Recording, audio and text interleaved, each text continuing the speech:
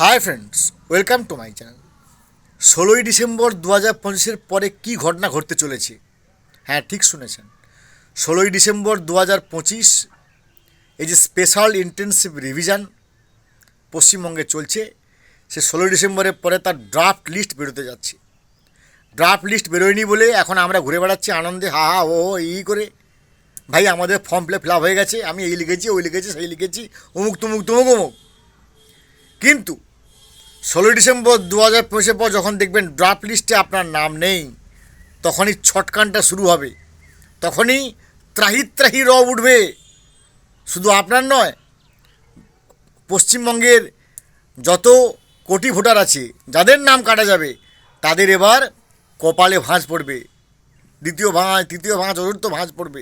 কারণ ভাই, যতই তুমি ঘুরে বেড়াও, আগে তুমি যে ভোটাধিকার প্রয়োগ করবে, বাঁশরই তো তুমি তুমি বাঁশি বাজাতে আসছো, মধুর বাঁশি। বাঁশির আওয়াজ মধুর হোক বা তিক্ত হয়, ইট ডাজেন্ট ম্যাটার। তুমি বাঁশি বাজাতে আসছো, তোমার নামটা কি ভাই? আগে তোমার নাম জানবে।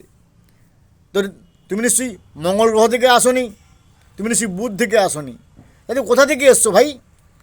তাহলে আগে আপনাকে এইটা প্রমাণ করতে হবে। যদি আপনি প্রমাণ করতে না পারেন যে আপনি ভারতীয় নাগরিক হিসেবে নন বা আপনার প্রজেনি থেকে এসছে, তাহলে কিন্তু you will be accused of false information or fabricated information, and so you have to be punished under the rules and regulations of Election Commission of India 1951। এটা বারবার খেয়াল রাখুন। কারণ আমি যখন ভিডিও করছি আজ পর্যন্ত পশ্চিমবঙ্গের 40 লক্ষ ভোটারের প্রজেনি ম্যাপিং হয়নি। কার নাম প্রজেনি ম্যাপিং? 2000 যে 2 সালে ভোটার লিস্টে আপনার নাম আছে, আপনার সমস্যা মিটে গেল।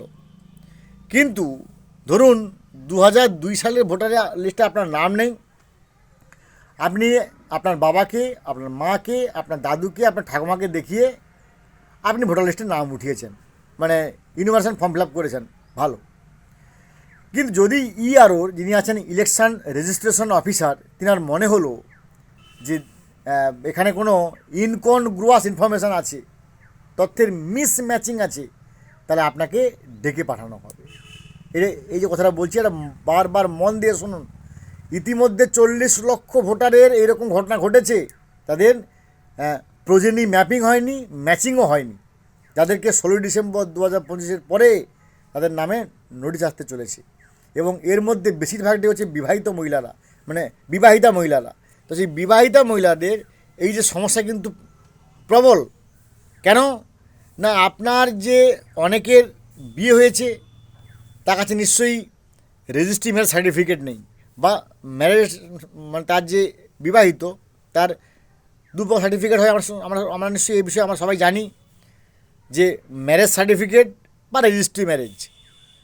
তো সেই কোর্ট ম্যারেজ হোক, রেজিস্ট্রি ম্যারেজ হোক, ম্যারেজ রেজিস্ট্রি হোক, যাই হোক, তার কাছে প্রমাণ আপনাকে দিতে হবে। আপনি হয়তো আপনার স্বামীর নাম দিয়ে আপনি এসআইআর ফর্ম ফিল আপ করেছেন, তাহলে ভাই এই যে ম্যারেজ সার্টিফিকেট, সেটা আপনাকে প্রডিউস করতে হবে।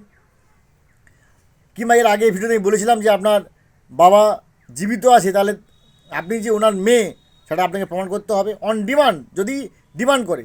কারণ ইআরওর উপর সম্পূর্ণ মানে depending upon the mood and motivation and temperament of election registration officer. আমি ইআরও, আমি রামবাবু, শ্যামবাবু, মধুবাবু, আমি ভালো, হ্যাঁ ঠিক আছে, ইট ডাজেন্ট ম্যাটার। মঞ্জুদি, ডলিদি, শ্যামলি, হ্যাঁ ভালো। কিন্তু যদুবাবু, তিনি তো খুব কড়া, বলে না, আমি সব কিছু চেক করব। হি হ্যাজ দি রাইট আর সি হ্যাজ দি রাইট। তেনার যদি সন্দেহ হয়, তিনি এটাকে চেক করতে পারেন, ভেরিফাই করতে পারেন। হি আর সি হ্যাজ এভরি রাইট। তখন কিন্তু আপনাকে প্রমাণ করতে হবে যে আপনি ওই ভদ্রলোকের মেয়ে, এবং বা আপনার বাবা মারা গেছেন, তাহলে তার ডেথ সার্টিফিকেট, সেটা কিন্তু আপনাকে অন ডিমান্ড প্রডিউস করতে হবে। সেটাকে আগেও বলেছি। তার জন্য এই ভিডিওটা মন দিয়ে শুনুন, কারণ ইতিমধ্যে অসংখ্য 40 লক্ষ ভোটারের এই ধরনের ঘটনা ঘটেছে। বেশ, এবার দ্বিতীয় ব্যাপারে আসি। দ্বিতীয় ব্যাপার হচ্ছে, নোটিশ যখন এলো, নোটিশ আসার পরে আপনি ভাবলেন যে ভাই আমি যাব না, কী করে দেখি আমার। আমি যাবো না, আমাকে যেতে হবে কেন? আমাকে ডেকেছে, আমাকে যেতে হবে, আমি কি ওর উমুক নাকি তুমুক নাকি? বলে আপনি এটাকে অ্যাভয়েড করে গেলেন, তার সেই নোটিশে কোনো সাড়া দিলেন না। সঙ্গে কী হবে? Your name will be ousted of. Yes, your name will be ousted of. আপনার নামটাকে কেটে দিয়ে দেওয়া হবে। কারণ আপনাকে নোটিশ একবার করবে, দুবার করবে, তিনবারের সময় যদি আপনি না যান, তাহলে ধরে নেওয়া হবে যে আপনি মৃত। তার জন্যই আপনি এখন যায়নি, তার জন্যই কিন্তু আপনার নামটা ঘেচাংফু খাবতকে হয়ে যাবে। তাই নোটিশ যখন আসছে, অত্যন্ত ভারতবর্ষের নাগরিক হিসেবে সচেতন এবং সংবেদনশীল সিটিজেন হিসেবে অবশ্যই আপনি সেখানে যাবেন, আপনার যে কথাগুলো আপনি বলবেন। এবং যারা শরণার্থী, যারা বাংলাদেশ থেকে এসছেন, কিংবা আফগানিস্তান থেকে এসছেন, কিংবা পাকিস্তান থেকে এসছেন, আমাদের ভারতবর্ষের সিএএ নিয়ম অনুযায়ী কেউ শরণার্থী, কেউ অবৈধ অনুপ্রবেশকারী। যারা শরণার্থী তাদের কিন্তু সিএএ ফর্ম অ্যাপ্লাই করতে হবে, এবং সিএএ ফর্ম অ্যাপ্লাই করার 7 থেকে 10 দিন কিংবা 15 দিনের ক্ষেত্রে যদি কোনো সমস্যা না থাকে, সেখানে কিন্তু সিএএ ফর্ম ইস্যু করা হচ্ছে এবং সিএএ সার্টিফিকেট ইস্যু করা হচ্ছে। তাই যদি আপনি শরণার্থী হন, তাই কোনোভাবে লুকিয়ে ছাপিয়ে না রেখে ওটাকে সিএতে এখনই অ্যাপ্লাই করুন। এবং সিএতে অ্যাপ্লাই করার জন্য আপনার যিনি ওখানে আছেন ইলেকশন ইআরও, তার সঙ্গে যোগাযোগ করুন, ওই আপনাকে সব বলে দেবে। আর যে কথাটা আমি বারবার বলতে যাচ্ছি যে তথ্য কিন্তু গোপন করা, আপনি ভাবছেন হতে যে তথ্য গোপন করবো উমুক তুমুক তুমুক উমুক, তাহলে কিন্তু পরে সমস্যায় পড়বেন। কেন সমস্যায় পড়বেন? যদি যখনই আপনি প্রমাণ দিতে পারবেন না যে আপনি ভারতবর্ষের নাগরিক, কিংবা আপনি প্রমাণ দিতে পারবেন না যে মোহন মুখার্জি আপনার বাবা, তার ভুল বলছেন। কারণ আমি যে কথাটা বলছি বারে বারে শুনে রাখুন, যে আপনি তো ভাবছেন যে আমি ভাই আমার বাবার নাম দিয়ে দেবো উমুক, ও বুঝতে পারবে না উমুক তুমুক তুমুক উমুক। কিন্তু যে কথাটা বলছি, এআই জেনারেটর, আর্টিফিশিয়াল ইন্টেলিজেন্স জেনারেটরে অ্যালগোরিথাম সূত্র প্রয়োগ করছে নির্বাচন কমিশনার। অর্থাৎ নির্বাচন কমিশনার আর্টিফিশিয়াল ইন্টেলিজেন্স জেনারেটরের অ্যালগোরিথাম সূত্র প্রয়োগ করছে। আর অ্যালগোরিথাম তার ক্ষমতা মানুষের মাথার থেকে কয়েকশো গুণ ক্ষমতা বেশি।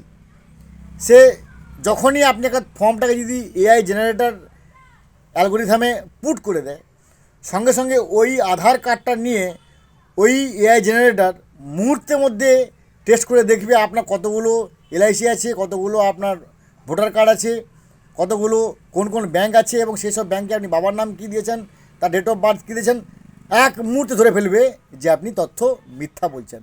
আর মিথ্যা বলা মানে কিন্তু একটা অপরাধ, যেটা ফ্যাব্রিকেটিং নিউজ বা false news you will be accused of.